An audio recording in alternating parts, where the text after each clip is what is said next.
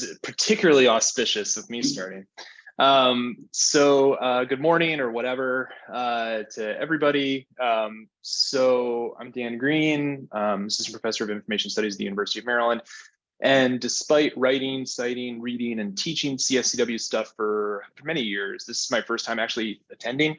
So I figured, why not deliver a brief polemic on what the field should do with respect to the future of work. Because frankly, I think we're leaving money on the table. And this is a moment when CSCW and sister fields can and should become the premier field for understanding and changing the future of work.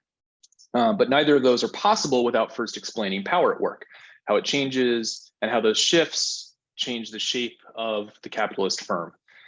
So I think we have to stop addressing the bugs and focus on the features, those historically specific forms that power takes in the socio-technical architecture of the firm.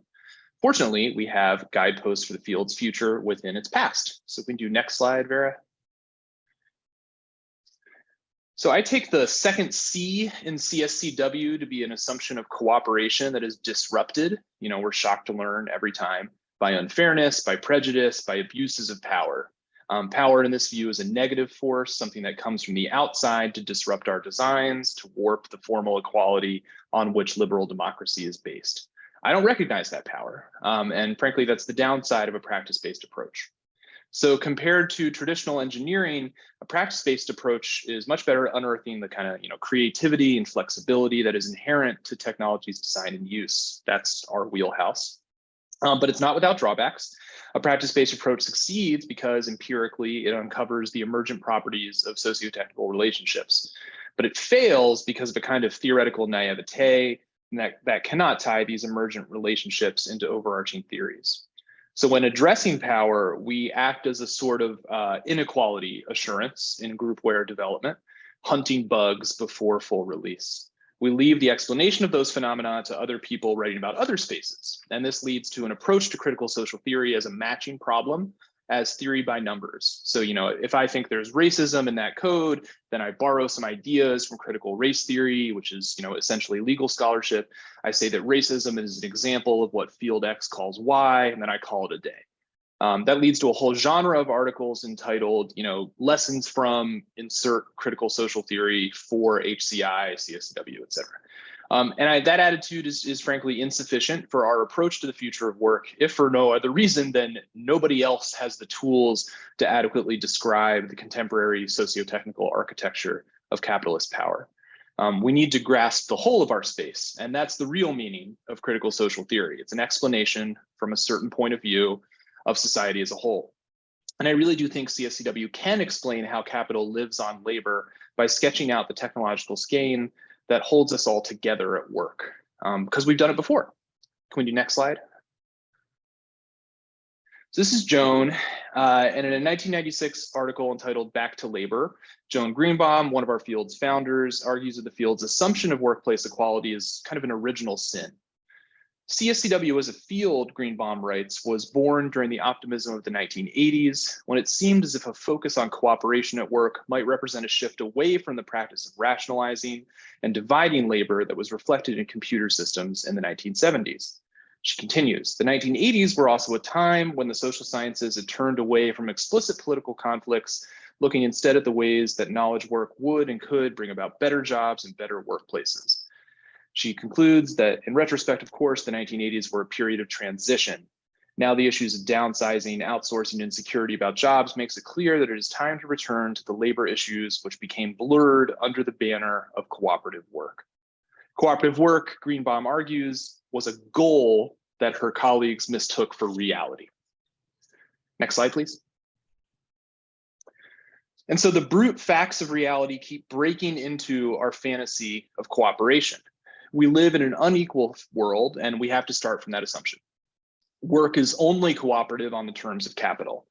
These facts were accepted as such by many of the founders of CSCW because their studies of the workplace were based on labor process theory, and especially Harry Braverman's 1973 magnum opus, Labor and Monopoly Capital, which I, of course, make all my grad students interested in CSCW read.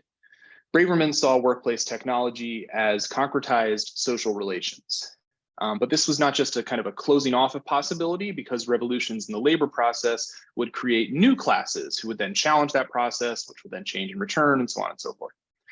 On the computerization of clerical work specifically, Braverman said, quote, past or dead labor in the form of machinery owned by capital now employs living labor in the office just as in the factory. The use of a great deal of expensive equipment thus leads to shift work, which is particularly characteristic of computer operations. And this was in 1973. You know, we're always shocked at the discovery of sweatshop conditions in Kenyan content moderation farms or Indian quality assurance offices, but Braverman would not have been. Next slide, please. And this perspective was essential to early CSCW work from Greenbaum, Klein, Kraft, Zuboff, Shapiro, and many others, precisely because Braverman had a clear model for the processes by which classes fought through and emerged from new technologies. Capital in this perspective was both deterministic in its demands and endlessly creative in reaching them. This is what tied him into the New Left, which is usually wrongly framed against Marxism. So by way of conclusion, I want to highlight some of these New Left thinkers that provided the political context for early CSCW founders like Joan Greenbaum. And I want to link them to some junior scholars who I believe are carrying out my vision of a field that focuses on features rather than bugs. Next, please. So first, the late Barbara Ehrenreich, who brought us Nickel and Dimed and a host of other works that exemplified that second wave feminist line, the personal is political and the political is personal. Braverman was her editor, and she read the eulogy at his funeral. One of the most contentious parts of her legacy is Ehrenreich and her former husband's essay on the so-called professional managerial class, or PMC. Following the depression of the 1870s, capital formalized into giant transnational bureaucracies with industrial productive capacity. So the old petty bourgeoisie, the shop owners, the clerks, they were less necessary now. Management was not a single person, it was a role shared by many, many people. And capital had great need for that role because someone had to build the factory, design the factories, someone had to teach the immigrant kids, someone had to write the HR policies. That's our job, you know. The PMC manages, but we are not capitalist. We work largely by telling other workers what to do, whether directly or through our classrooms or our designs. We're in the middle. You know, it's a contradictory location. It's one that can lead to revanchism, you know, a grudge against the people that we order around, or it can lead to liberation as we protect our professions and our institutions. Recent work by Vera, especially her co-authored Tools of Management paper, explore this contradictory position. So like Taylor did in the factories, CSCW has decomposed office work, breaking tasks down and formalizing what was previously only in workers' heads. And this is not a privilege that we can somehow check. Rather, it is a concrete position within the capitalist labor process from which, if we work against the grain, we can break that process, or we can continue to push around our neighbors and coworkers. Any future worth making must reckon with that contradictory location. Next slide, please. Second, the late James Boggs. A native Alabaman eclipsed in fame by his late wife, Grace Lee, Boggs made his name in Detroit labor circles, where he united the Black Power movement with the wildcat labor groups of the 60s and 70s. In his landmark Pages from a Negro Worker's Notebook, Boggs showed that the assumption of a secure 40-hour work week was only ever that, something unavailable to the precarious majority who were thrown into the most dangerous, most polluted sections of the factory. Automation, he showed, happened to Black workers first, making their jobs more deadly and eventually unnecessary. I see his legacy alive in the work of my student Zotan Moi and her collaborator Era Anjali Anwar, especially their wonderful new interactions essay, Platform Work, The Erosion of Community Networks in the Global South, part of a special issue that Sarah edited. Moi and Era show that for the global majority that works in informal labor markets, these platforms actually formalize and institutionalize work, but they do so by abstracting it away from its social context and restructuring the labor process into something more fungible and trackable. Uber simply works differently, or at least appears to, in India compared to the US. They thus unearth a deeper feature of gig work rather than seeing it as a bug in the global North's state-sanctioned 40-hour work week. Last slide, please. So CSCW has risen to the challenge of the future of the work in the past, and it could so again in the future. Some are already doing so, including the wonderful, wonderful people on this panel. But to do that, we have to leave behind any assumption of inequality and embrace our job as the people mapping how that future is built, tracing the concrete forms that abstract power takes. Thank you. Thank you, Dan. Does anybody have any clarification type questions? If you do, hopefully drop them in the Q&A.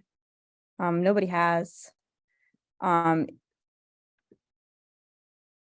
have to be really fast because otherwise I'm going to move on to the next group of slides. Just, if you were in the room, if this was a real place in CSCW, just keep in mind that there's about 20 of us in here, give or take. So it's a pretty cozy space, but it is being recorded. So with that, let's move on to our second speaker, Mohammed Jarahi. Hi, can you hear me? Oh, thank you. So thank you, Dan, for setting the stage. I'm going a little bit more micro and talk a little bit about my past research and the past few years, which has been focused on algorithmic management, mostly coming from the gig economy, but we recently wrote an article which goes beyond the gig economy and the implications of, it looks at the implications of the gig economy for more traditional organizations. So there, I appreciate if you can go to the next slide. All right, this is, the takeaway from that article. And again, some of it, the insight comes from the gig economy because we don't know much. We do, at this point, about the applications of the gig economy, the algorithmic management in, bigger organization.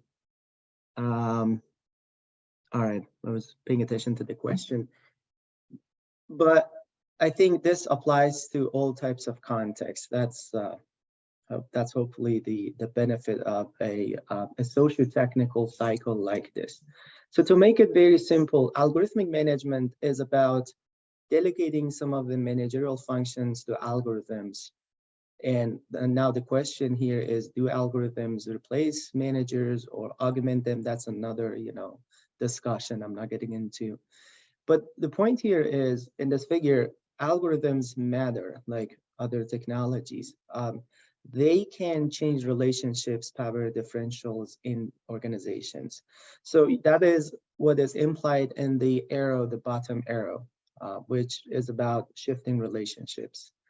It gives power to some managers. We know that in the gig economy, the platform plays this very interesting role, which is both the role of the workplace, but also the manager. That's how it is different from the previous type of matchmaking mechanism, intermediaries in the internet era. Can you go back, Vera? I'm still on. Okay, cool. So that's the arrow on the bottom. The arrow on the top says, well, workers and managers at the same time can impact algorithms. So algorithms can be reflective of, we all know that algorithms are not neutral. They can be reflective of biases, wills, organizational strategies, and managers can use them as mechanism of seizing power, increasing their power. In my work, that was the slide that I'm going to talk about in the next, that's the concept that I'm going to talk about in the next slide. Workers can also shape algorithms. So they are not just passive recipients of algorithmic management. So through that negotiation space, workers and managers can change algorithms. Algorithms are socio-technical phenomena. And in the middle, we've got a lot of problems, a lot of issues that, basically get in the way of creating a symbiotic, a healthy ecosystem. So some of the examples that you're all familiar are biases in the data that will translate into biases in algorithmic performances, algorithmic aversion, opacity of the algorithms, technological opacity of the machine deep learning algorithm that can translate into organizational opacity. And, again, organizations, managers and stakeholders can abuse those sets of opacity. And the concept of cognitive complacency that I'm gonna describe deeper in the next slide. So the point here to take away is it's the socio-technical systems. The algorithms matter, but they are not beyond, they are not external to our influences, the interactions between workers and managers. So next slide, please.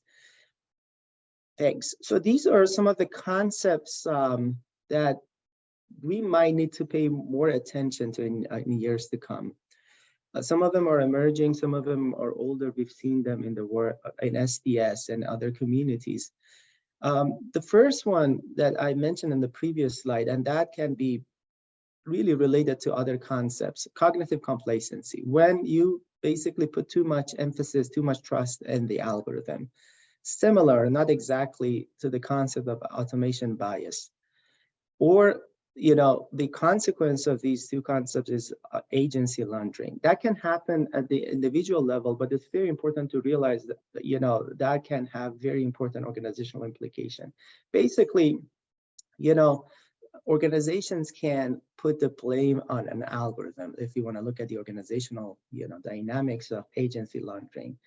If something goes wrong, the algorithms will be presented as the carrier of the guilt. I really love this example because I have an account, I keep bringing it up until they fix it. I have an account with a big US bank, and every 2-3 months, my account is blocked.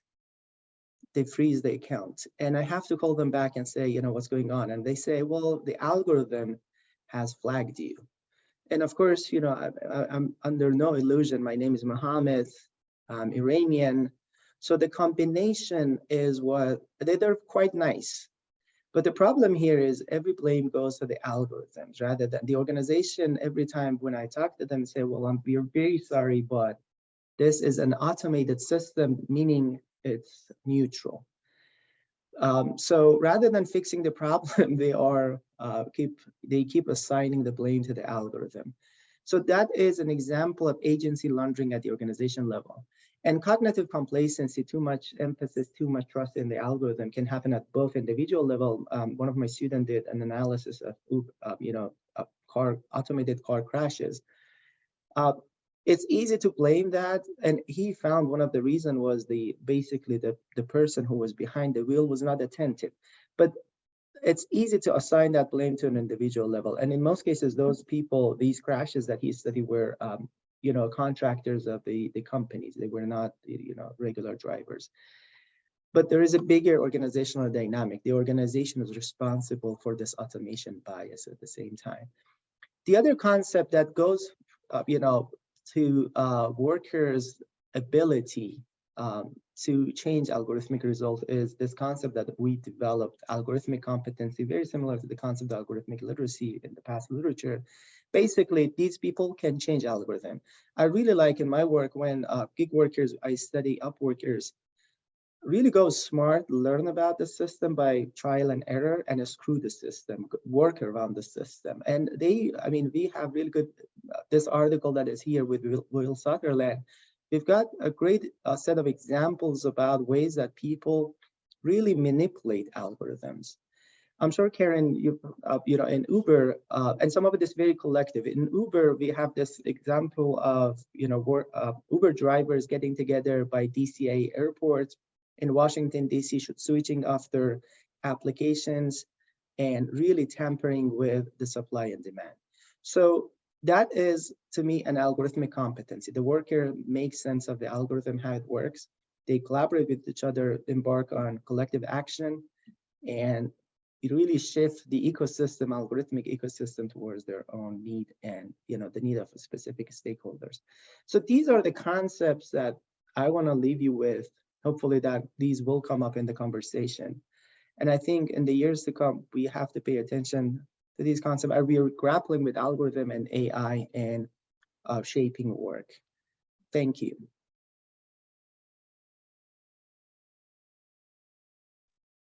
Thank you.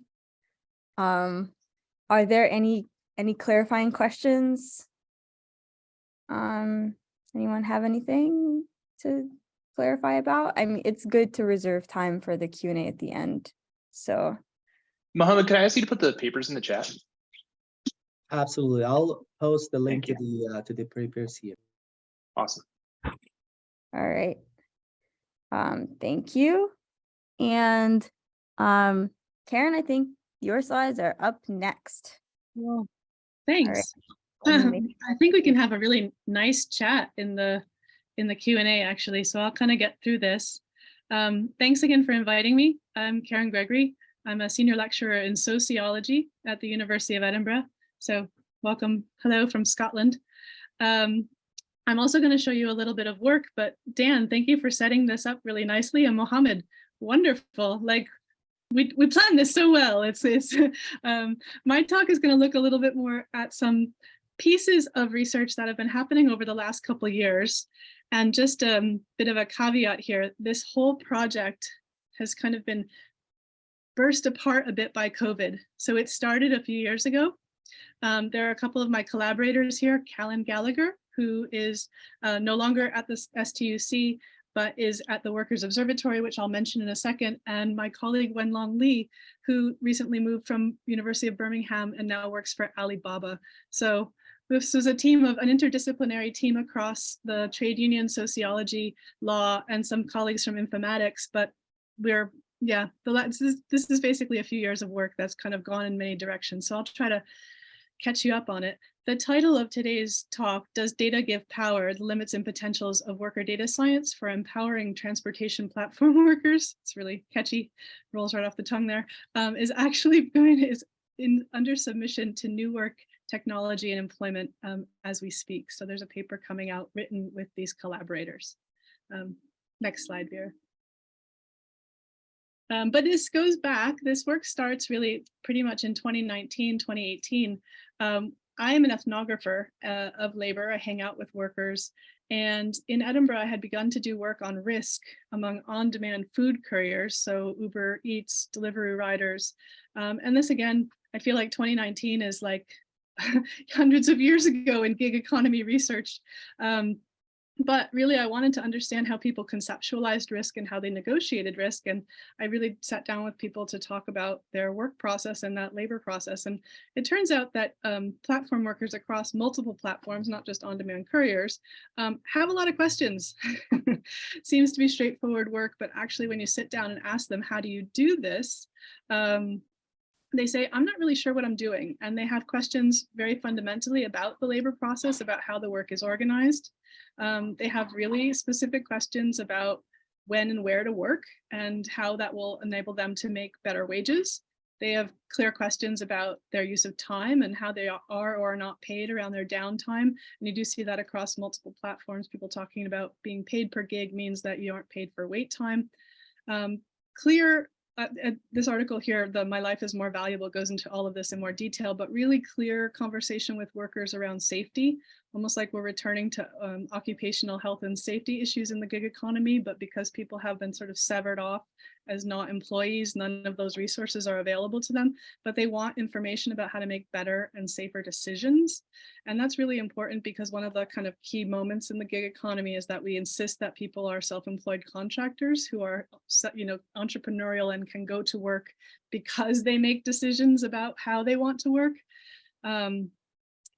And then, of course, there's this conversation that started then in these interviews about show me the algorithm, which I think I gave this talk, Dan, on a panel with you maybe now a couple years ago as well. Show me the algorithm. It became a kind of motto, and we wanted to crack into what that meant. So Vera, if you can go to the next slide. Oh, that's blurry, sorry, but working with Callan at the STUC, which is the Scottish Trade Union Congress, we kind of picked up, and was on, as well as with Wenlong actually, we picked up on this question of what would it mean to show workers the algorithm? And we ran a series of focus groups with on-demand food couriers, again in Edinburgh. And we said, okay, imagine we can show you the algorithm. What would that do? And we actually ran a My Data mapping exercise where we asked people to sit down and tell us what they know the platform does. How does it collect your data from beginning to end before you even do any work on this platform? Where do you think this thing starts picking up data about you? And then just draw this out for the whole process of you working for Deliveroo or Uber Eats. And then after you quit, can you ever delete the app? It's kind of like an app walkthrough meets mapping out data. And as we asked them to do this, we said, imagine if this magic algorithm, if we could show it to you, what would it tell you? What would it actually give you back? What do you want to know? And just here on the side, we had workers write out their questions, because something that was already becoming apparent to me a couple of years ago was there's a bit of a data gold rush to solve the problem of organizing in the gig economy. And I'm very maybe old, just say that, where I think more data doesn't solve problems necessarily. So I kind of was really hesitant a few years ago, even this idea that we could get more data, it would solve problems for workers, especially when these, we need to know the problems and the questions first.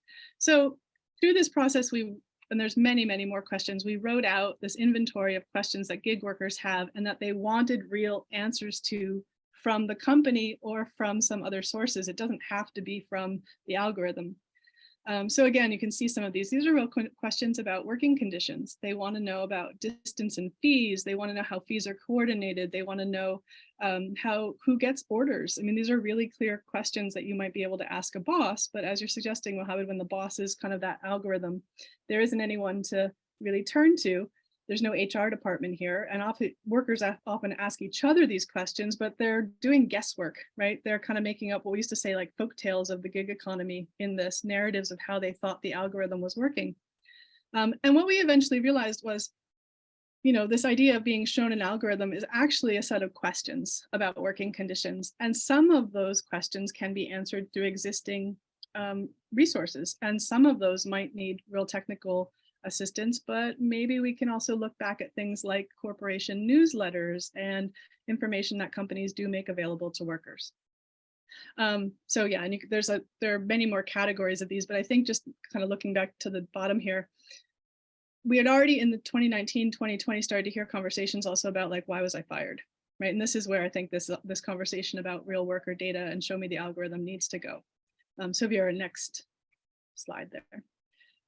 So out of the result of the focus groups, we then ran some information sessions about GDPR, and we got an innovation grant from the Edinburgh Futures Institute to basically explain the GDPR law to workers and to say, there is a kind of stipulation here for you to ask for some of your data back.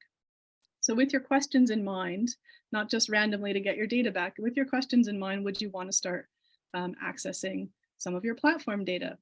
And at this point, Uber drivers in London through Worker Info Exchange had begun this process. There's some folks at Personal Data.io in Brussels who are doing this as well. And there was a little bit of a bubbling up of a conversation around, oh, well, maybe workers could begin to use these subject access requests to get platform data back and to use that in some way to answer very specific questions. But by going through, and I don't have enough time to go through this whole GDPR project, I'll just say that the short answer here is that GDPR is a bit of a tool. It can work for people, but there's many no's here. It is very limited. There are lots of questions about the status of the data that you get back. And actually, a lot of the information that you would get back through GDPR requests doesn't go back to those specific questions. So again, it's kind of a process of taking that inventory of worker issues and questions and mapping it onto different types of data that are available. And unfortunately, GDPR also doesn't really work too much for proprietary data. So there are limits here. Although I will say one thing that came out of this project working with the lawyers is that that interdisciplinary projects that can kind of almost push the law are valuable too. Even if you don't get back what you think you're hoping to use. Working with a legal team here was quite interesting because there's people who are interested in understanding data leaks, data portability, and Wen Long has written a lovely paper here on how the GDPR right to data portability is being revamped.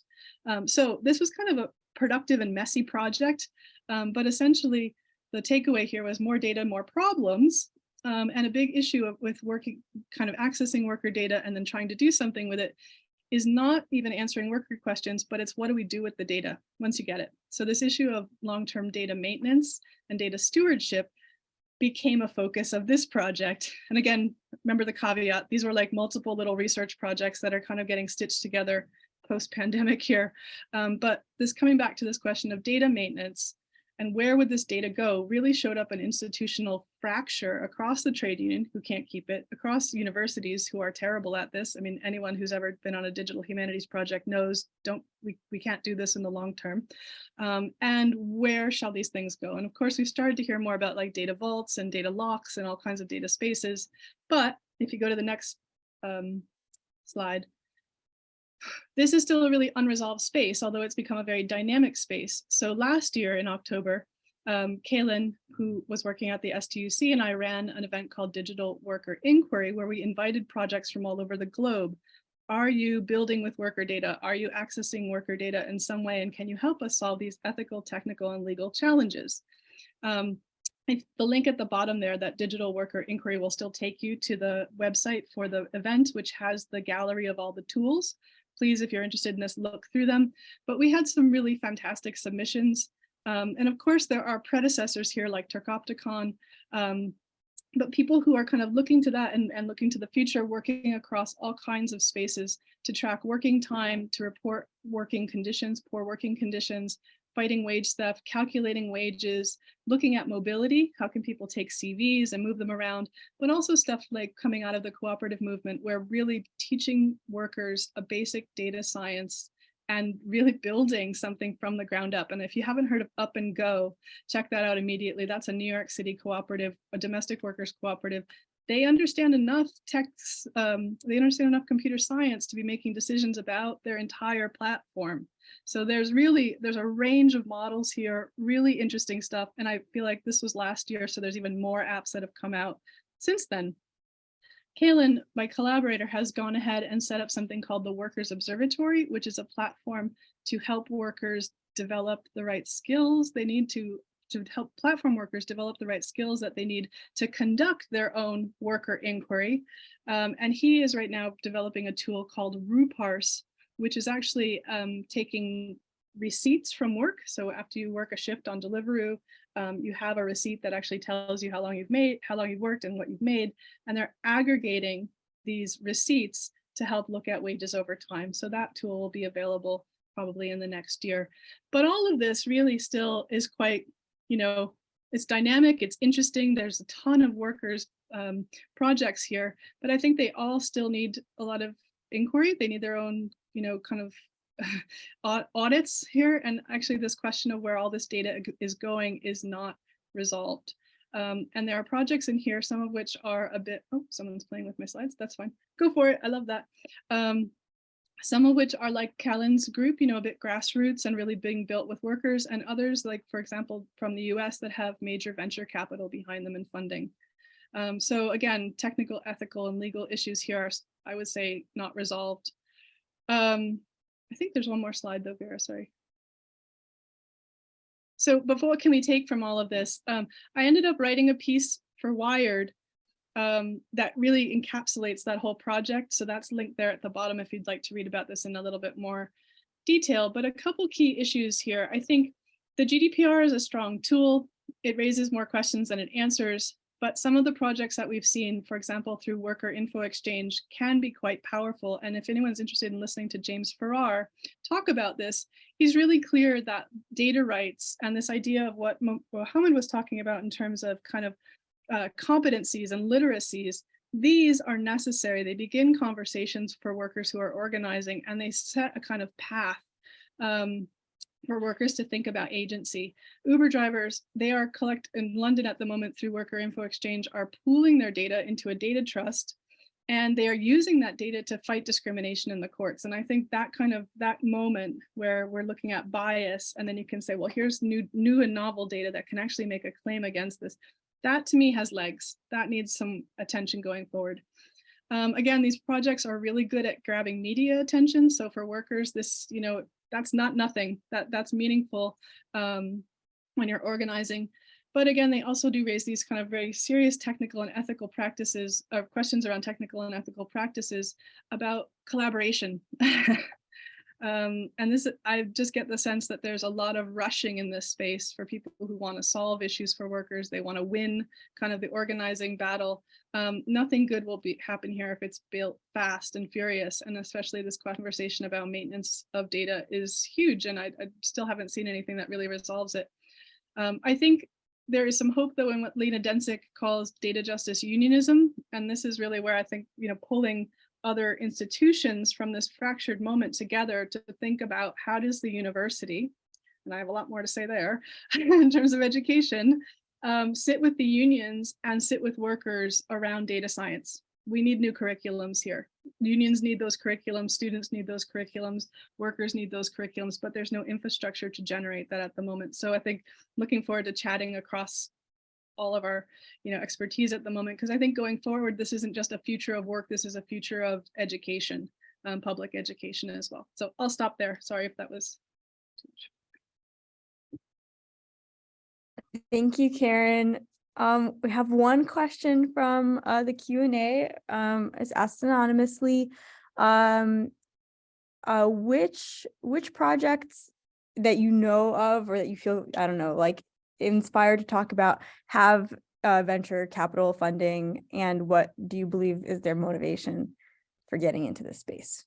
So for example, there's you can look in the New York Times yourself and find them. You can, there's a project in there that has funding because they're trying to solve the problem of healthcare for workers. So they're gathering and aggregating worker data in order to then sell them options for healthcare. There are a couple other people in there that have funding through kind of large think tanks. But yeah, check out, just if you Google tools at the moment, you'll find a project from a former Uber driver. I don't mean to disparage any of this. Also, I don't know that person, but their funding is flowing through the projects. And I think there's already great disparities in who's building and how they're going to access worker data, who can hoover up the data versus kind of grassroots projects. Because if you look through there, there's also really small projects like workers in Brazil who are building little WhatsApp chats to chat with each other. So I think just, that event really showed up quite a range of different actors and collaborations. And I would just, as a sociologist, want to keep an eye on kind of those power dynamics that are developing there.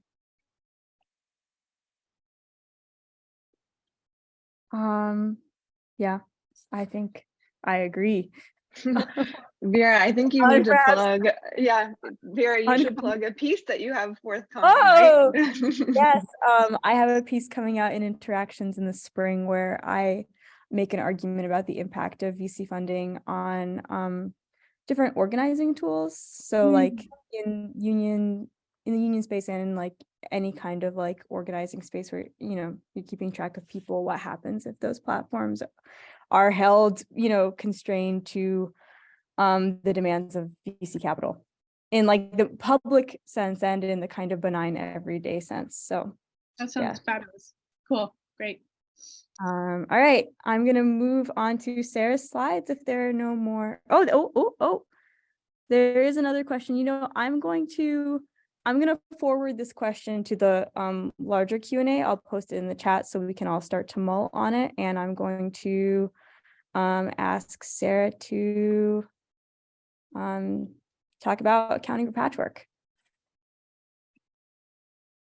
Thanks, Vera, and thanks, Karen, Dan, and Mohammed. This is just really incredible to listen to, very invigorating, and I'm happy to soon move on to the wider discussion. But first, I'll share a little bit of what I've been working on with collaborators at UT Austin, Samantha Shorey, Dominique Ballet, Estefania Rodriguez, as well as PhD student collaborators here at CMU, Esther Kang and Francesca Spector. So we've been doing a bit of work around the social and material labor performed by frontline staff, integrating AI systems within essential work sectors. So we know well that recognition of constitutive and often unseen labor that underpins technological systems is central to the project of feminist science and technology studies scholarships. And through the lens of invisible labor, these scholars illuminate how workplace activities or workers themselves may be hidden through obscurity and abstraction. And media hype acts as one of the primary mechanisms through which technological labor is hidden. So breathless praise of artificially intelligent or AI technologies is to be expected in business press, but even in national or regional newspapers, reporting tends to focus in on the promises of AI technology for improving efficiency, accuracy, profits, and so on. So scholars Lee Vinsel and Andrew Russell, for example, have been careful to separate actual innovation from what they call innovation speak. So innovation speak or hype typically comes from a marketing perspective, and it's defined by claims of disruption and a discourse of fear. So those who do not adopt technology will be left behind technologically.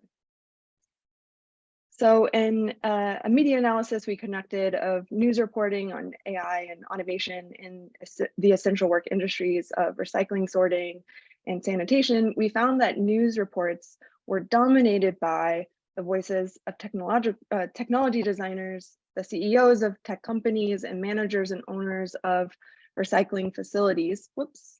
Okay, next slide, next slide, next slide. Whoops. I'm not very good at that. So next slide, actually, and then one more, sorry. These slides are the design of Frankie Spector, who is on this meeting. She's a fabulous designer and scholar.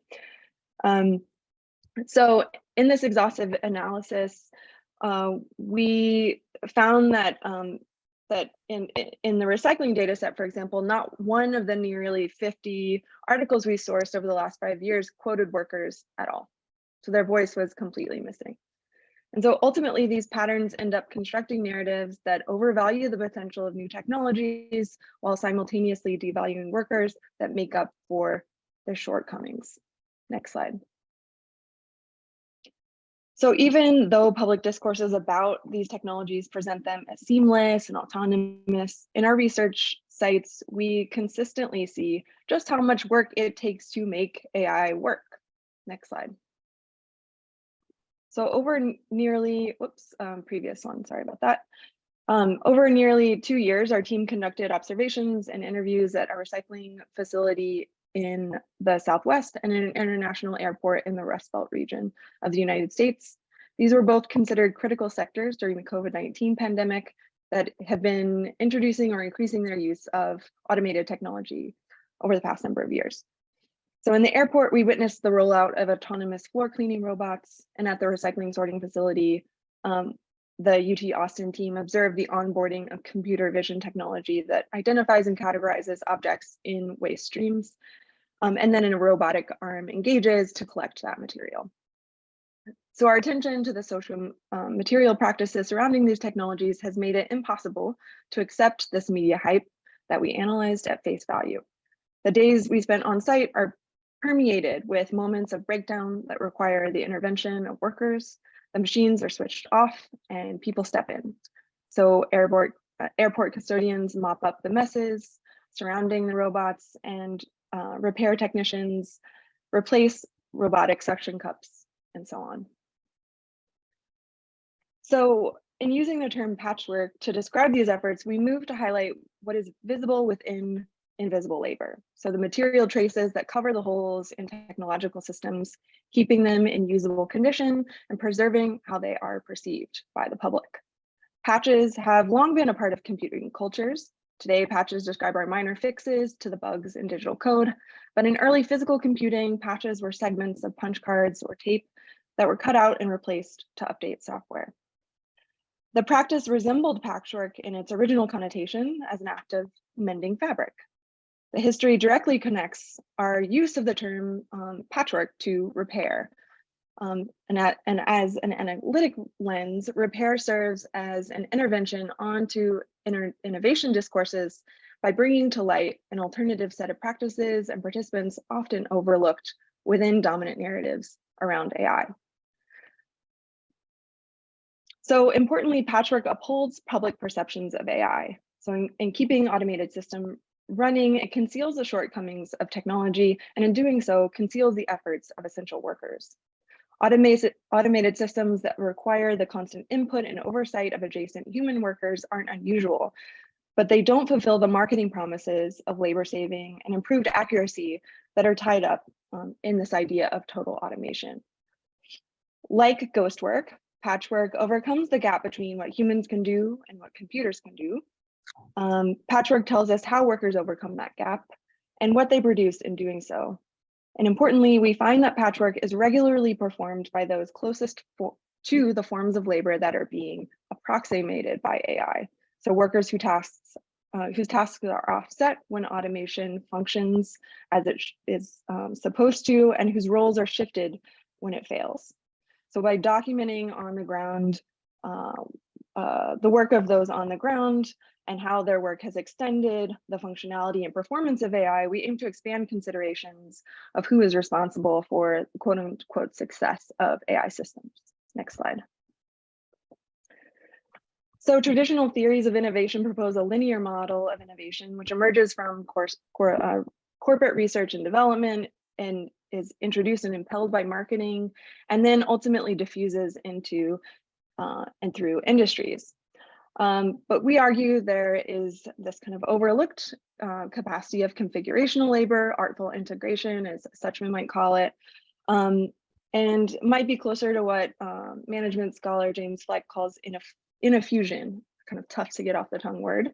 But here, the adoption of new technologies requires an enormous investment of this configurational labor, as technology has to be adapted to particular sites and routines in a way that simply cannot be anticipated prior to installation. So importantly, next slide, this kind of configurational labor doesn't just exist around innovation, but is innovation. It is only through this work that the use of new technologies becomes feasible at all. So now I'm going to walk through a very brief example to illustrate the contribution of configurational labor to the implementation of AI systems, and specifically how these activities of workers smooth the operations of machines that don't quite live up to the hype that surrounds them. So shortly after social distancing mandates went into effect in the United States at the beginning of 2020, the airport became one of the first in the field of cargo and airplane travel to apply UV technology in the wake of the pandemic. Brokering a partnership with Norfield Robotics, they initiated the use of UV light as a chemical-free means of disinfecting over 500,000 heavily trafficked square feet in their facilities. And through this arrangement, Norfield lends the airport 4 autonomous UV floor scrubbing robots at no cost. In exchange, they leveraged the expansive and diverse terrain of the airport as a testing site to push early versions of their software and introduced hardware add-ons for refinement before release to the broader public. Next slide. But put simply, the UV robots are not able to act on their own, requiring careful calibration and coordination. So the malfunction frequently is due to the complexities of material environment of the airport. So Norfield Robotics representatives note that the presence of people poses a significant challenge for the robots, lending to frequent kickouts and malfunctions, which include running into passengers or luggage. And the tiled floors also pose a problem. So across the ticketing and baggage claim areas that you can see here on the slide, there are variable amounts of grout. So as the robots move across the floor, water is trapped in each crevice. And janitorial staff have to watch closely nearby, regularly mopping the trail that's left behind in these crevices. Otherwise, it kind of causes a slip and fall hazard, which would be a liability to the facilities contracting company. So this form of patchwork speaks to the omnipresent awareness that care for machines that is performed by workers who continuously check on the robots.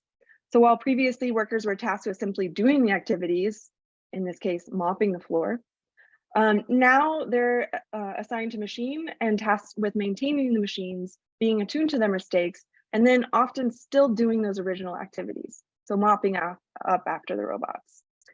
So this results in an intensification of their work experience. So not only increasing the amount of work they must do, but changing the shape of work, such that they have to kind of observe and have a heightened sense of awareness and increased kind of mental load and stress around this.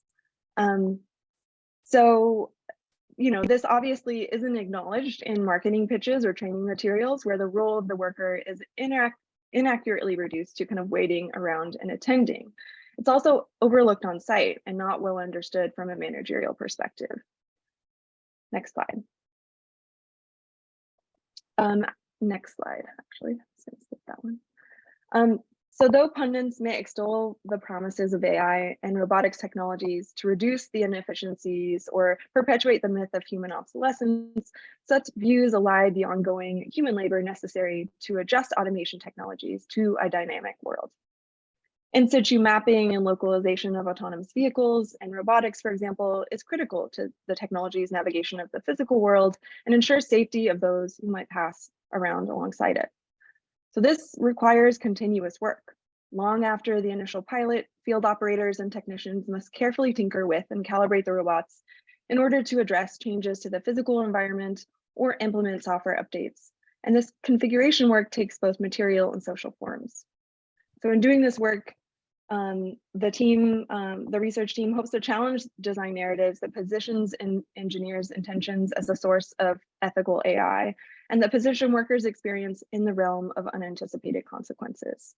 So in their essay, Unintended by Design, Harvin and Pollack argue that many of the technological impacts that get labeled as unanticipated consequences are actually those that are simply unintended by designers and easily could have been anticipated if design processes included a greater plurality of contributors and perspectives.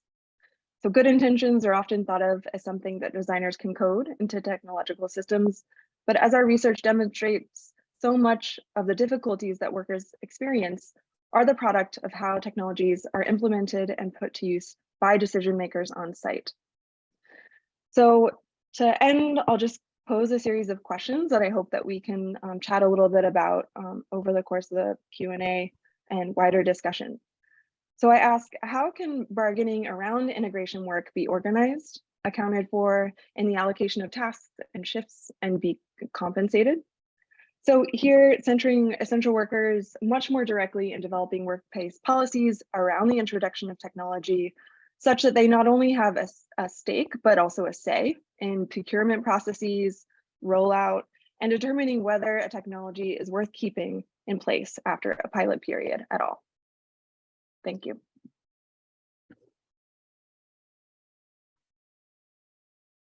Thank you, Sarah. I guess I'm going to ask all the panelists to unmute yourselves, and I'm going to jump back to this slide, if that's okay. I guess you guys we all have to look at our faces. I will also flag, I think Karen is going to have to leave a little bit early, right? Yeah, unfortunately, I leave at 3:20, but that's okay.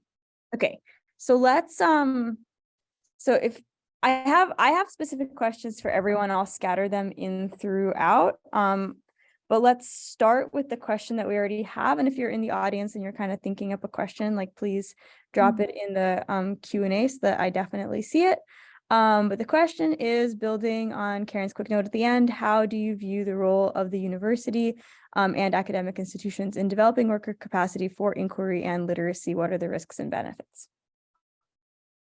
Karen, you can start, and then other panelists, please jump in as well. Yeah, so I guess a couple things. One is, we need to be clearer about our own research agendas and our own incentives to do this work. Workers are often quite savvy, especially gig workers who get a lot of requests for, can you chat with me and can I write you up quickly, and then you disappear from their lives. So are we, how is the university? That's one thing, the organization of it may be a risk, but how are we as researchers risks too? That maybe we should start there.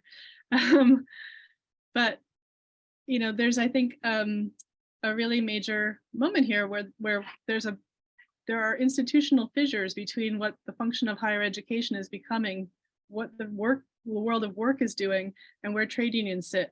And the three things don't speak to one another.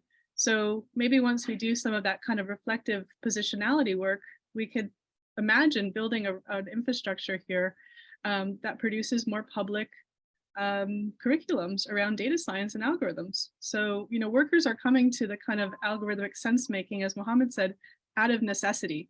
These are often life and death situations. People want to stay safe at work.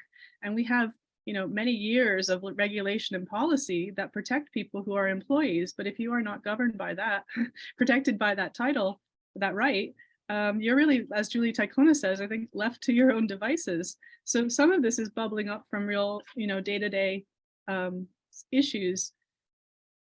That said, people need some of this information. This is a kind of public, public issue of our time. So how do we start to harness some of these institutional resources to put this information back out into a public domain? So in my mind, the university has a kind of moral, I don't know if that's the right word anymore, has an imperative here to think about harnessing what we do for new audiences, and also think about how we teach labor histories.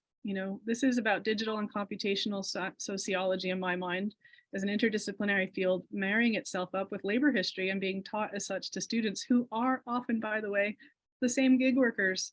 Like, one of the reasons why RUPARS is able to be built in Edinburgh is because the gig workers here are computer science students. So, I just wrote a chapter called "The Students Are Already Gig Workers" for a book on data justice. And I think so, when we sit back and kind of see where the university sits in all of this and see who we are, not to mention, by the way, that a platform is never just a platform, but as many different startups hubbed as something, and those startups sit in the university too. That we have many ways in which we could touch into this and start to think about producing some kind of different observatory, lens, curriculum, infrastructure, not even mention all the technical issues that I raised earlier. So, but I'll let other people hop in. I'm curious to hear what they have to say. I would love to talk a little bit about something Mohammed and I are doing together. I should also say, I think this talk is very much inspired by long conversations with Mariam Assad, who's a member of the Sassafras Collective. I should note that right now, the workplaces of the US academic West Coast, including Vera's, are on strike. There are 50,000 academic workers, majority graduate assistants, but also including postdocs, researchers, associates, that kind of stuff, that are on strike in the University of California system, largely because of the cost of living crisis related to inflation, lost wages, and the extreme cost of housing in California. And I say that because we are often searching for like the perfect site for our work as researchers, when as in the labor movement, one of the things that we often say, he said, pointed at himself as though he is the labor movement, that you got to get in where you fit in. It's not every site is perfect for you to make change. You're going to have relationships and a strategic position that enables you to exert greater power in specific places. That is the whole reason why the labor movement focuses on labor, because we think there are certain kinds of workplaces and there's work in general that makes a greater change than other kinds of activism. Vera, we don't think you're crossing the picket line. We know if this was at UC, it would be a different matter. And that's to say that we should be talking about our schools as workplaces more, as the object of study in order to make change there, because you don't have the same capacity to make change everywhere. So Mohammed and I are working on a project called Data Every Day that is about the data science practices of college athletes, especially college athletes. For those of you outside the US, college athletics is a multi-billion-dollar industry in the US that is semi-professional, just a gloss of amateurism on it. And that especially in the capital-intensive sports of football and basketball, these things regularly have attendance that are much higher than professional leagues. They make billions of dollars. These students produce millions of dollars in revenue for the universities, but don't get paid themselves. And so we're doing a project called Data Every Day about the data science capacities of these athletes, what they learn from their work, what they get to see, what they don't get to see. And there are a couple of different entry points there. So the PI for the project, Tammy Clegg, is a HCI and learning science researcher who approaches this as a problem of learning loss, frankly. These young men, majority Black, are here to learn. Most of them are not going to go pro. They're all doing really complex data science in their heads all the time. They're doing stats in their head. They're calculating velocities on the fly. But no one treats them like that. They're not called data scientists, and the environment is not built for them to learn. It's built to give them orders. They don't get to see the other side of the clipboard. So the pilot project was us interviewing 50 athletes and staff about what they get to see and what they don't get to see. And now there's a Chi paper out of that, a couple of other papers forthcoming, and then we're fundraising for the next stage. It'll be more of a longitudinal project. And the interventions there include things like, just straight up old school feminist consciousness raising, like helping people realize that they all have the same problem. Things like building curricula that is built into kind of the onboarding process for athletes so that they have better control over their data and a better sense of what's happening in it, and that they're better able to apply those lessons outside of the football context. By developing those curricula, we hope that we can also like bring in people into data science that weren't previously interested, but because we associate it with sports, they may be interested. Those interventions include I guess, solidarity activities where workers try to think about like what kinds of data they would like to see, what they can get together, and eventually a visualization exercise led by Nicholas Elmquist, where we're going to design a mobile application where workers can integrate their data into a single interface. Because right now, only management, your coaches basically get to see athletes, heart rate, dietary needs, film, all that, all at once in one place. Athletes, if they get to see it, it's over a bunch of different places. So we want to be able to integrate that into one thing. And there's a lot of different, reasons to be interested in this, but I'm interested in it as a workers inquiry kind of thing. Like it is, these are a super exploited class of workers that are not paid at all. The vast majority of them are not going to go pro. They're writing lottery tickets that, often result in like lifelong damage to their bodies. And it is an incredibly data-rich workplace. Like especially for football players, they're doing like bone density scans once a week. Like the amount of capital invested in these young men is absurd.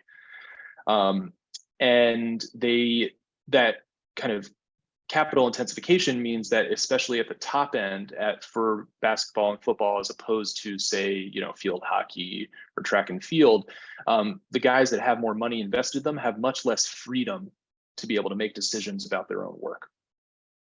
And so we're really interested in that space because we have, we see these guys in our classroom.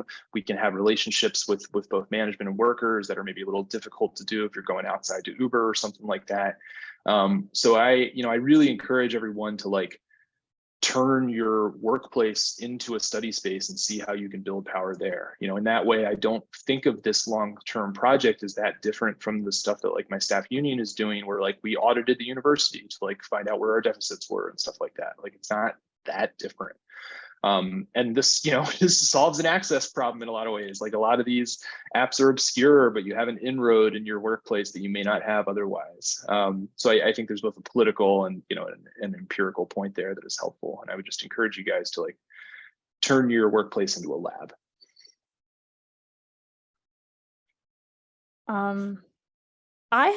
I have a question.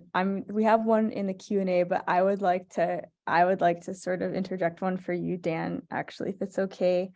After you've studied the workplace that is your your school or something, I guess like when I was reading the Greenbaum article, and I think you referenced this in your talk too, there's this kind of like ritualistic forgetting and then ritualistic shock of realizing that there are like labor process implications for the kinds of work that we do. And I'm curious what you think needs to happen in our interrelated fields, the field, to actually like cement some of the like the insights that are being communicated through different kinds of like scholarly work or other, like what do we need to do to disrupt the forgetting and realizing cycle?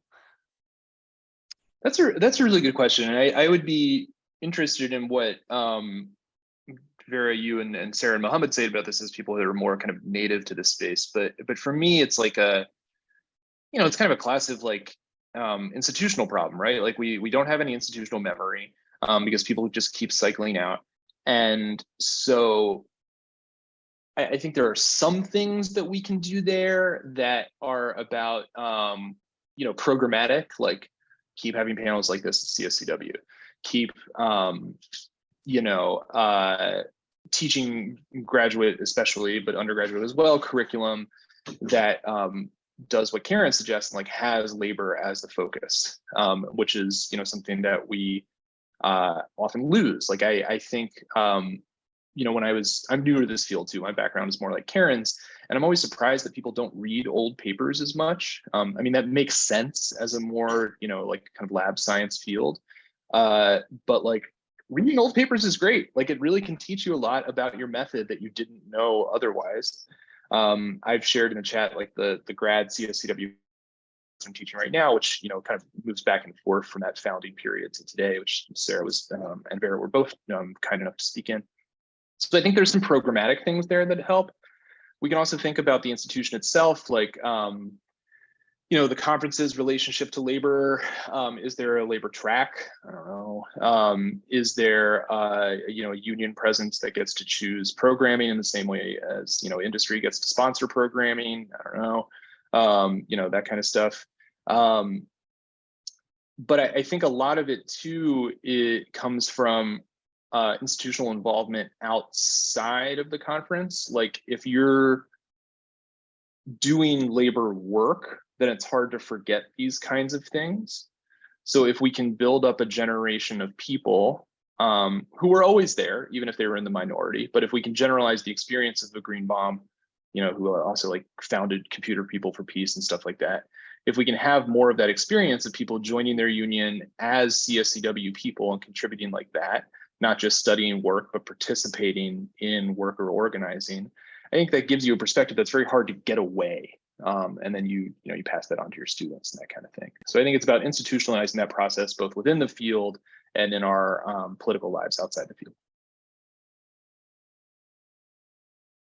I can interject quick. So to answer to previous question, I'd be passed. So the first one was about what universities can do. We are educational institutions. We teach our students. In my field, a lot of it, when it comes to algorithm, data science, is teaching them analytical tools, techniques, which are quite helpful when people interact with these environments. But they need to really be taught the critical literacies, critical understanding of technologies. And these are, some of them are not techniques, but visions that are actually very important to teach in 4-year. I keep telling my students, it's not about, vocational just skills. It's more about long-term vision, because if you learn Python, chances are in 5 years, 10 years, that will go obsolete. But back of your mind, these visions will help you in your future career. So some of these visions that are very important in the way that these students will become managers, designers, developers of the future systems. So we developed some really good framework or ways of thinking, like human-centered design, stakeholder theory, socio-technical theory, to understand how these systems fit into our work life, and how we've got really different stakeholders, different dynamics, and socio-technical relationship. So that's number one, and taking a very critical perspective, teaching that to students as one of those visions. The answer to the second one, I feel as someone who goes to other communities, we keep forgetting because we keep talking to the same group of people. Number one, when we teach our doctoral students, when we help them, mentor them, sometimes there is this urge to just, particularly in CSCW and CHI, to pay attention to what came in the last 5-10 years, because technology changes so much. But we've got some really, even in the field of CSCW and adjacent field, we've got some really interesting, I want to name some of these people, theorization that are still valid, that are still guiding our principles of understanding technology. Susan Lee Starr, Wanda Arlikovsky, Lucy Sachman, Sushana Zuboff, and interestingly, all of them are women. Sushana Zuboff wrote this book in 1986 talking about, and that is something that CSCW HCI researchers have to read, because she's talking about technology of the day, which was mainframe. But the way that she talks about those technology is still valid today. She defines information technology. I think that's one of the first conceptual definition of information technology.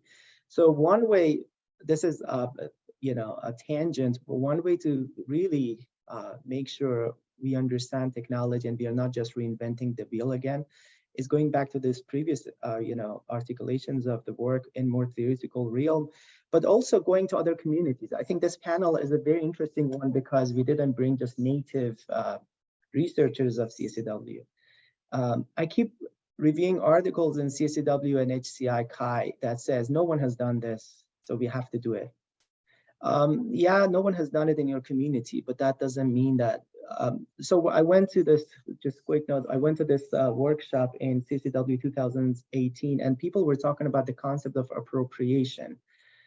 And they said this concept was coined or term in 2010, and that first paper was from a CSCW article. And I said, no, that's not true.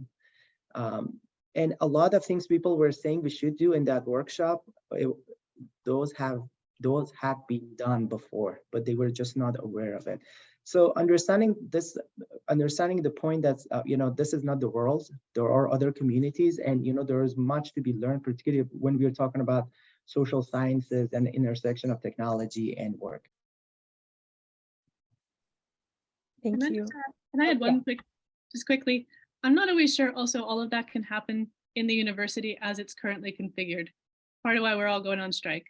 And part of why these new communities and new things, Edinburgh Futures Institute, keep popping up is because there's pressures within the institutions to repackage and remarket and rebrand, and we move forward. But some of the stuff we're thinking about here might be more of a university for new publics. Who is coming to the university and why? And increasingly, at least in the master's program I run, I have people now who worked for Uber who have had a very bad experience working for Uber who are coming to school. So there's a kind of, cycle happening here, a new demographic of student, a new imaginary of who a college student is and what they're coming for.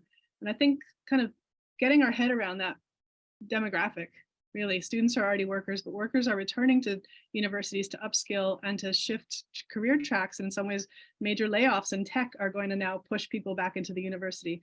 Getting a better sense of the social function of the university, how it sits socially, and kind of what managerial visions are doing to that, mission is we need to diagnose that, I think, a bit more, because also the way the university exists at the moment, if we just generate more of the same, we will never generate a curriculum that really touches into students' lives.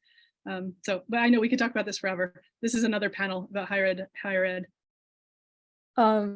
Yeah. I have one, actually. Maybe I'm going to say it quick so that Karen, you can, if this is a question that you're also interested in answering, you can say it. This is kind of like a hybrid question. It speaks to the second question that was asked in the Q&A, and also I think coming back to one of our goals in this panel is to think about how we, like a lot of things are like very overlapping with our locus of control, but we have a lot of control over what we do as individual people and as individual researchers. So how are we accountable to the literal workers whose work lives and changes to those work lives we present in our research? So how do we, for example, share information that's useful back to the people who inform our research? And how do we think about staving off some of the potential harms that come with documenting some of the practices that these workers are doing? I can just tell you very quickly that the Workers' Observatory is a strategic intervention into precisely this question. So it was set up with funds from the Scottish Trade Union Congress.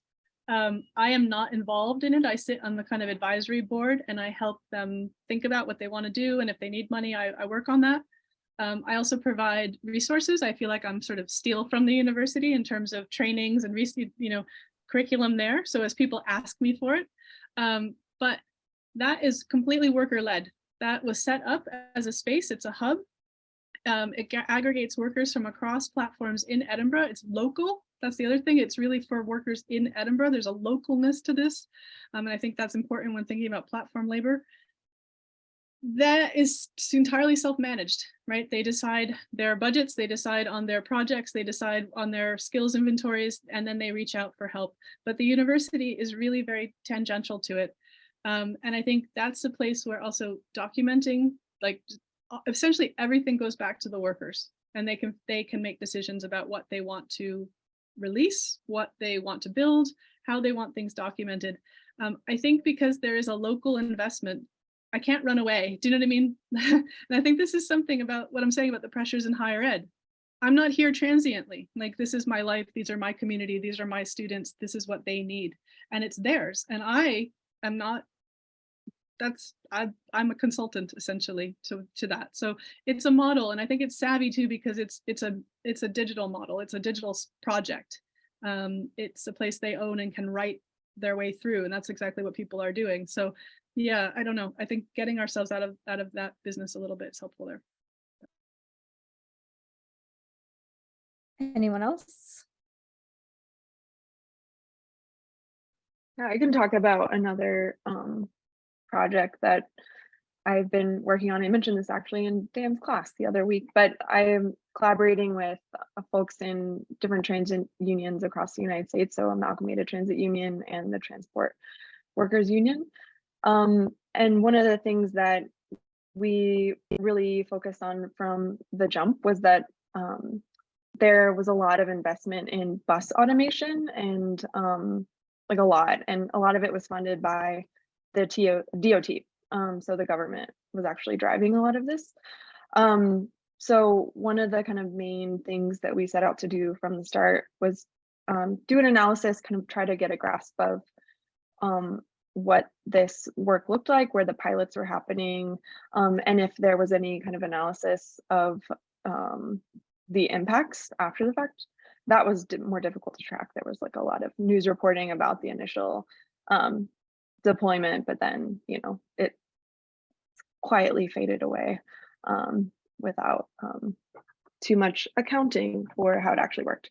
But one of the things that they really kind of pushed us to do, which I was at first a little nervous about, was writing a policy brief about the things that we were seeing across that. And the reason for that was because the Congress was set to hear AV legislation. So there was going to be moves to essentially kind of legalize some of these pilots and driverless operations. Which obviously has implications for safety of our roadways and the stability of transit operations labor. So that was the kind of first thing we collaborated on, and it's had kind of different ripple effects that I didn't necessarily understand, just because policy is not my space. Obviously I collaborated with them, they're experts in policy. Kind of writing around policy and things like this, and they understand workforce training and things like this. But really kind of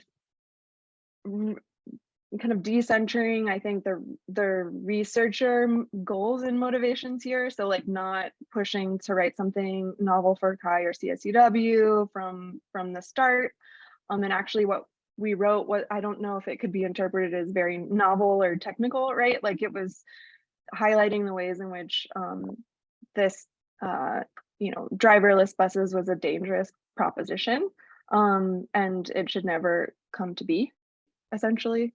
That drivers should remain on board, which is in a lot of ways kind of not what many in our field would like to hear. Like there's this kind of push toward novel AI and AV technologies. So kind of pushing back on some of that, and using our position, I'm at CMU, where a lot of this technology first came to be, was invented and piloted here, and kind of pushing that back from where I stand. So being in conversation with folks within my own institution about the problems introduced by this technology. So that just kind of one quick example is, if you particularly faculty with longer like timelines for kind of milestones, and they're not under kind of yearly pressures of proposal, dissertation defense and so on, kind of using that flexibility, that leeway to actually kind of advocate if what your research is showing is that there are dangerous and risky propositions by the technology being floated.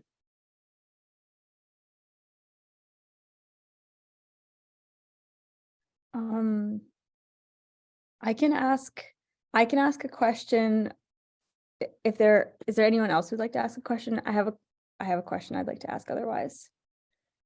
I'm curious, like, has anyone seen some sort of like some sort of good news, like a situation where maybe, you know, we sometimes talk about how like algorithms are implemented and there's like a negotiation process or maybe a change in like how people are relating to that algorithm or like how it's going to be used in the space that it was designed for. Have we ever seen anyone like come out with a workplace algorithm so bad that people really did walk it back and they're like, no, like we're not going to use it in the way that it was designed? Or have we ever seen a case where turning the hype beast that is the media was successful in like actually changing the narrative around an algorithm in the workplace? Like where have we seen a kind of change or renegotiation, and like what was instrumental in it?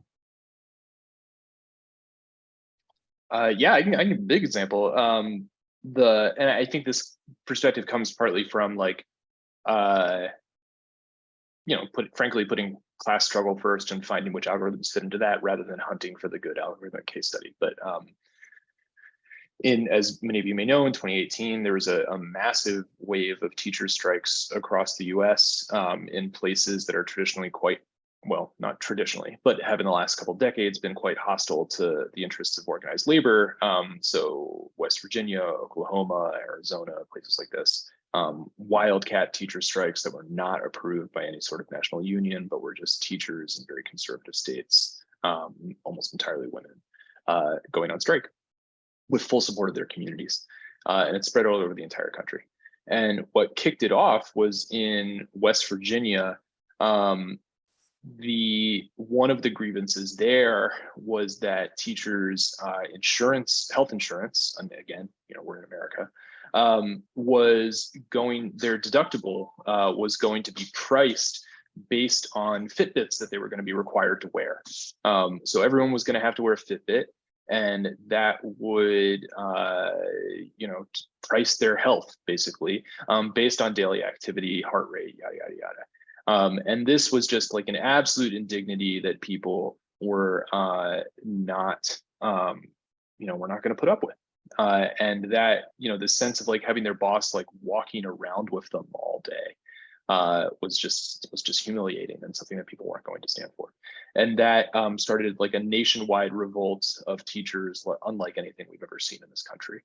Across like deep red states. So I think like this stuff can often come up in surprising places, and it that doesn't necessarily have to be at like the edge of technological innovation, because besides that Fitbit, teaching is still a relatively low tech, low capital industry that is like very, very difficult to automate. Like you can't outsource teaching.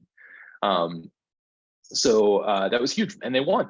It's not perfect, but those places won. They beat back all the reforms against them. They got much better contracts. It was really, really inspiring.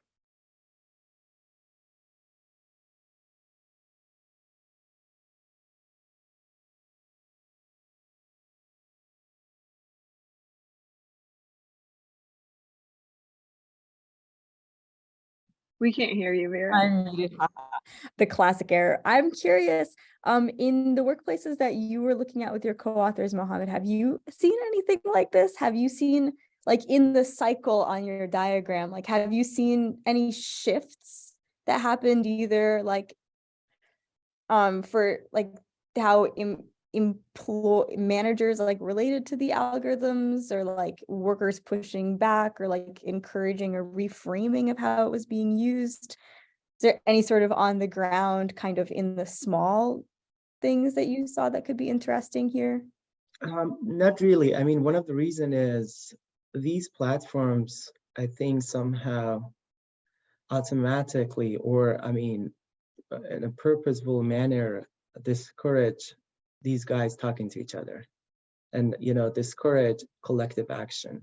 And I studied Upwork, but I know that that's the case in Amazon Mechanical Turk and Uber. The platform does not, if you go on Upwork, you actually cannot see the full name of the worker. You only see their first and like a letter that represent their last name. So I do not think they have really integrated any pushback from the workers in their algorithms. But over the years, they figured, I mean, there are examples that they figured things do not work, but not in a very explicit manner as a result of, objection or collective action by workers, unfortunately. But I mean, one example, that very simple example that came to my mind from non-gig economy context was the Amazon, and we've got a fair, number of those examples. Amazon recruitment, application or algorithm that would actively discriminate against women, and Amazon has to shut it off as a result of, objection and internal, pushback, I guess.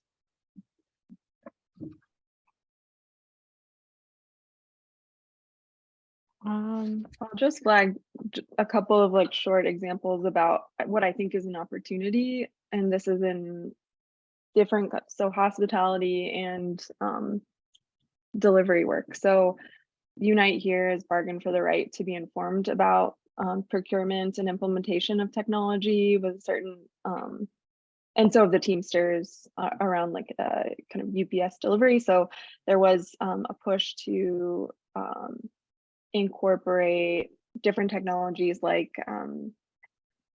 the delivery robots that you might see on the streets and sidewalks. FedEx and Amazon have developed some of these, but at UPS they kind of firmly push back against this and won the right to be at least be informed about technology that will be introduced down the line 6 months in advance. So I think to me that represents a kind of strong opportunity within for us to potentially collaborate around, I really appreciated kind of Karen's call to kind of make different kinds of kind of data science education open access. I think we could do similar things across computing technologies and not only kind of inform, but collaborate around kind of, if this assessing technology and then kind of coming up with cases against technology that we, that workers deem kind of inappropriate or risky or harmful, or revisions to technology that they see might have potential, but also kind of might have surveillance capacities, things like this. So to me, that at least that window of time could be really crucial for thinking about incorporating more worker-centered processes, at least in those unionized workplaces. I want to just make like a brief methodological comment where I think, which kind of what Mohammed was talking about earlier in the previous conversation.